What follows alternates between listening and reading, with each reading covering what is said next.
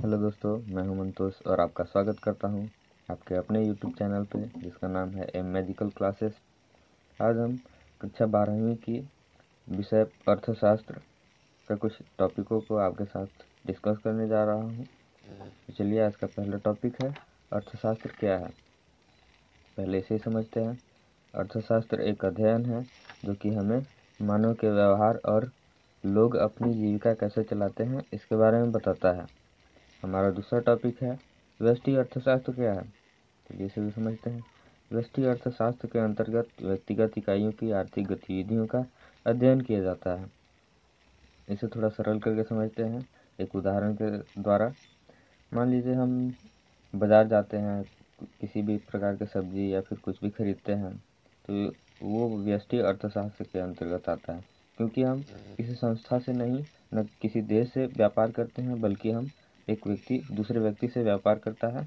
इसे व्यष्टि अर्थशास्त्र कहते हैं। इसलिए हमारा अगला क्वेश्चन है आदम स्मिथ की अर्थशास्त्र की परिभाषा क्या है। चलिए इसे भी समझते हैं। आदम स्मिथ पहले जान लेते हैं कौन थे। ये एक बहुत ही बड़े अर्थशास्त्री रहे हैं जिन्होंने अर्थशास्त्र की परिभाषा दिया था। चलिए समझते हैं क्या दिया था परिभाषा। आदम स्मिथ के अनुसार अर्थशास्त्र वह विज्ञान है जो राष्ट्रों के धन के कारणों तथा उनकी प्रकृति का जांच का प्रयत्न करता है। इसे थोड़ा सरल करके समझते हैं। आदम स्मिथ ने कहा था कि हमारा राष्ट्र का आय कहाँ से आ रहा है, कितना आ रहा है, कैसे आ रहा है, इसे जो हमें बताता है उसे अर्थशास्त्र कहते हैं। हमारा अगला एमसीक्यू है, बहुत ही महत्वपूर्ण क्वेश्चन, जो कि है अर्थशास्त्र का जनक किसे कहा जाता है। तो ये आदम स्मिथ को अर्थशास्त्र का जनक कहा जाता है। किसके अनुसार अर्थशास्त्र धन का विज्ञान है। तो ये इसका भी उत्तर होगा आदम स्मिथ। इन्होंने ही अर्थशास्त्र को धन का विज्ञान कहा था। क्योंकि जानते हो कि आपका एग्ज़ाम का समय बहुत कम बचा है, इसीलिए हमने थोड़ा मेहनत करके पहले ही नोट्स को बना लिया है ताकि कम समय में ज़्यादा चैप्टर को हम कवर कर पाएँ। हमारा अगला सवाल है आदम स्मिथ ने कौन सी पुस्तक लिखी थी। इसका उत्तर होगा an inquiry into the nature and causes of wealth of nation. ये भी एक महत्वपूर्ण एमसीक्यू है। हमारा अगला क्वेश्चन है मार्शल द्वारा अर्थशास्त्र की परिभाषा क्या है। पहले जानते हैं मार्शल कौन थे। ये भी एक बहुत ही बड़े अर्थशास्त्री थे जिन्होंने अपने तौर पे अर्थशास्त्र का परिभाषा दिया था। इन्होंने क्या दिया था, चलिए इसको समझते हैं। अर्थशास्त्र के अनुसार यह जीवन के साधारण व्यवसाय में मानव के कार्यों के अध्ययन है। इसे हमने थोड़ा सरल में लिखने का कोशिश किया है, से चलिए थोड़ा समझते हैं। दूसरे शब्द में यह मनुष्य के उन व्यक्तिगत एवं सामाजिक कार्यों की जांच करता है जिनका संबंध कल्याण, भौतिक साधनों की प्राप्ति तथा उपयोग से है। हमारा अगला प्रश्न है अर्थशास्त्र के मानव कल्याण संबंधी परिभाषा किसने दी। एक एमसीक्यू है जो कि महत्वपूर्ण है एग्जाम व्यू से। इसका उत्तर होगा मार्शल ने। मार्शल ने एक किताब लिखी थी जिसका नाम था प्रिंसिपल ऑफ इकोनॉमिक्स। इसी पे एक क्वेश्चन बनाया गया है, प्रिंसिपल ऑफ इकोनॉमिक्स पुस्तक किसने लिखी थी। इसका उत्तर होगा मार्शल ने। ये भी एक एमसीक्यू है। इसका उत्तर, इसका प्रश्न है मार्शल के परिभाषा का मुख्य बिंदु क्या है। इसका उत्तर होगा सामान्य मानव का भौतिक कल्याण। एक और भी अर्थशास्त्री बहुत ही बड़े थे जिन्होंने भी अपने विचारधारा को अर्थशास्त्र से दिया। एक क्वेश्चन है प्रो रॉबिन्स ने अर्थशास्त्र को कैसे परिभाषित किया। इसका उत्तर होगा प्रो रॉबिन्स के अनुसार अर्थशास्त्र वह विज्ञान है जो लक्ष्यों एवं सीमित साधनों जिनके वैकल्पिक उपयोग हो सकते हैं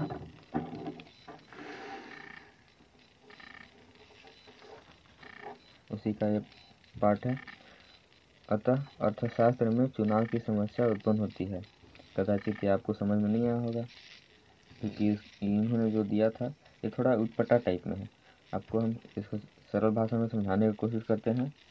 इसी के बारे में रॉबिन्स ने बताया है कि साधन सीमित है पर हमारे इच्छाएं असीमित हैं तो हमें वस्तुओं को चयन करना पड़ता है ताकि हमें एक वस्तु में ज़्यादा से ज़्यादा उपयोग कर सकें। जैसे कि मान लेते हैं हमारे घर में जगह नहीं है पर हमें ठंडी हवा का आनंद लेना है, तो इसके लिए हमें पंखा लगाना पड़ेगा या फिर कूलर, वो हम जगह नहीं है जिसके कारण नहीं लगा सकते हैं, तो उसका हम चयन करेंगे एसी से। एसी हम ले लेंगे तो वो वॉल में फिट हो जाएगा, जिससे कि हमारी जगह भी नहीं घेरेगा और हमारा जो ज़रूरी थी ठंडी हवा का वो भी हमें मिल जाएगा। हमारा अगला एक MCQ है। ये सब जो भी छोटे छोटे क्वेश्चन हैं ये सब महत्वपूर्ण MCQ है, आप इसे ध्यान रखिएगा। किसने कहा कि अर्थशास्त्र चयन का विज्ञान है? तो रॉबिन्स ने कहा था। अगला MCQ, किसके अनुसार अर्थशास्त्र दुर्लभता एवं चयन का विज्ञान है? तो ये रॉबिन्स के अनुसार था। यह भी एक महत्वपूर्ण क्वेश्चन है जो कि 2 से 3 नंबर में पूछ लिया जाता है अक्सर, आप इसे ध्यान रखेंगे। अर्थशास्त्र का संबंध दुर्लभता की अवस्था चयन करने से है, समझाइए। इसका उत्तर होगा, चूंकि साधन सीमित है तथा आवश्यकताएं अनंत हैं, ऐसी स्थिति में संतुष्टि प्राप्त करने के लिए एक व्यक्ति को सीमित साधनों में से उपयुक्त विकल्प के चयन की समस्या से जूझना पड़ता है। इसे ही आर्थिक समस्या कहते हैं। एक बात और ध्यान दीजिएगा, इसी क्वेश्चन को थोड़ा घुमा के पूछ लिया जाता है, शब्द में फेर बदल करके। यहाँ पे आपको इसी क्वेश्चन को इस प्रकार से पूछता है कि आर्थिक समस्या क्या है, इसके बारे में समझाइए, तो इसका उत्तर भी सेम यही होगा। हमारा अगला क्वेश्चन है, अर्थव्यवस्था की केंद्रीय समस्याएं क्या है? इसका पहला समस्या है क्या उत्पादन किया जाए, दूसरा समस्या कैसे उत्पादन किया जाए, तीसरा समस्या कैसे किसके लिए उत्पादन किया जाए, चौथा संसाधन के पूर्ण एवं कुशलतम उपयोग की समस्या, पांचवा है संसाधनों के विकास की समस्या, छठवीं है आर्थिक समृद्धि की समस्या। चलिए इसे थोड़ा समझते हैं। पहला, क्या उत्पादन किया जाए। इसमें हम देखते हैं कि किस वस्तु का उत्पादन किया जाए, वस्तु का चयन किया जाता है। दूसरा, कैसे उत्पादन किया जाए, मानव द्वारा उत्पादन किया जाए या फिर मशीनों द्वारा उत्पादन किया जाए। इसके बाद हम देखते हैं किसके लिए उत्पादन किया जाए। मान लीजिए 2 व्यक्ति है, एक व्यक्ति का आय 20,000 रुपया है और दूसरे व्यक्ति का आय 80,000 रुपया पर मंथ है, तो हम ये देखते हैं कि किस वर्ग के व्यक्ति के लिए उत्पादन किया जाए। चौथा है संसाधनों के पूर्ण एवं कुशलतम उपयोग।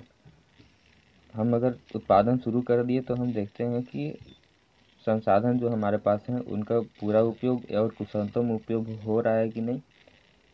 इसको एक एग्जाम्पल के तौर पे हम समझाने की कोशिश करते हैं। हमारा भारत था पहले चीनी के उत्पादन में सर्वश्रेष्ठ था पूरे विश्व में, पर अभी तीसरे स्थान पे है, क्योंकि हमारे पास जो गन्ना से रस निकाल के चीनी बनाने का जो उपकरण है वो पुराने हो चुके हैं, वो पूरे रस को निकाल नहीं पाते हैं, जिसके कारण तो यहाँ पे एक बहुत ही बड़ा फेलियर होता है संसाधनों का। दूसरा हमारे अगला है संसाधनों का विकास की समस्या। जैसे कि हमने चीनी का उदाहरण दिया, संसाधनों का विकास की समस्या है। अगर हम संसाधनों का विकास कर देते हैं तो पूरा हम उनका उपयोग करेंगे तो हमारा जो उत्पादन है वो बढ़ जाएगा, ये समस्या है ये। अगला समस्या है आर्थिक समृद्धि की समस्या। अगर हमारा संसाधन अच्छा रहेगा, पूर्ण उत्पादन होगा, तो हमारा आर्थिक समस्या खत्म हो जाएगी। आशा करते हैं आपको समझ में आया होगा।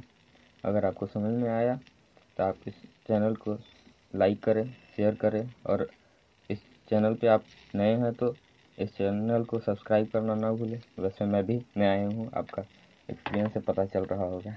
धन्यवाद इस वीडियो को देखने के लिए आप सभी को।